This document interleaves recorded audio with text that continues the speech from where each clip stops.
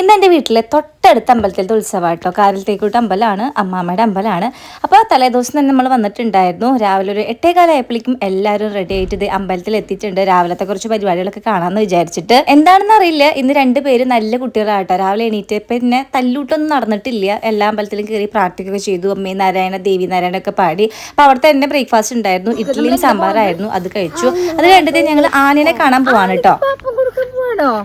ആനക്ക് എന്ത് പാപ്പം കൊടുക്കാൻ പോണ്?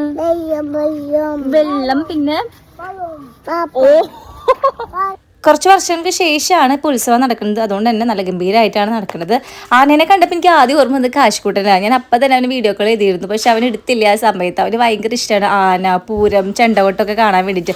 അവൻ ഈ അവസരത്തിൽ ഞാൻ ഭയങ്കരമായിട്ട് മിസ് ചെയ്തു ഗൈസ്. ഒരു 9:45 നിഖിൽ ചേട്ടൻ എത്തിയിട്ടുണ്ടായിരുന്നു. ഇനിയിപ്പോൾ പറ തുടങ്ങാറായിട്ടുണ്ട്. അപ്പോൾ 2 പേരുടെയും പേരിൽ അമ്മ പറ വെച്ചിട്ടുണ്ടായിരുന്നു. അപ്പോൾ അവരെ കൊണ്ട് ചെയ്യിപ്പിക്കാൻ എന്നിട്ട് അവിടുത്തെ ക്യൂ നിന്നോണ്ടിരിക്കുകയാണ് കേട്ടോ. അപ്പം നല്ല ചെണ്ടമേളമായിരുന്നു. ആദ്യമൊക്കെ ഈ ചെണ്ടമേളം ഒന്നും ആസ്വദിച്ചിരുന്നില്ല കേട്ടോ. പക്ഷെ ഇപ്പോഴായി പിന്നെ, അതായത് കുറച്ച് വയസ്സായപ്പോൾ തോന്നുന്നുണ്ട് നല്ല രീതിയിൽ ഈ ചെണ്ടമേള ആസ്വദിക്കാൻ പറ്റുന്നുണ്ട്. അതായത് ആ ഒരു താളം, അതായത് ഹരൊക്കെ പിടിക്കുന്നുണ്ട്. അപ്പം ഞാൻ അഞ്ചിനോട് ചോദിച്ചപ്പോൾ അഞ്ചു പറയും, ആടെ ഇപ്പോഴും എനിക്കും അത് ഭയങ്കര ഇഷ്ടമാണ് ഈ ചെണ്ട കൊണ്ടൊക്കെ കേൾക്കാൻ വേണ്ടിയിട്ട്. ആ സമയം കൊണ്ട് അമ്മ 2 പേരെയും കൊണ്ട് പറയൊക്കെ വെപ്പിച്ചു കേട്ടോ. നല്ല രസമായിരുന്നു കാണാൻ വേണ്ടിയിട്ട്. പിന്നെ ഒരു ചെറിയൊരു നേർച്ച ഉണ്ടായിരുന്നു, ആനയ്ക്ക് പഴം കൊടുക്കുക എന്നുള്ളത്. അത് അമ്മയൊരു നേർച്ചയായിരുന്നു. അപ്പം അതും കൊടുത്തിട്ടുണ്ട്.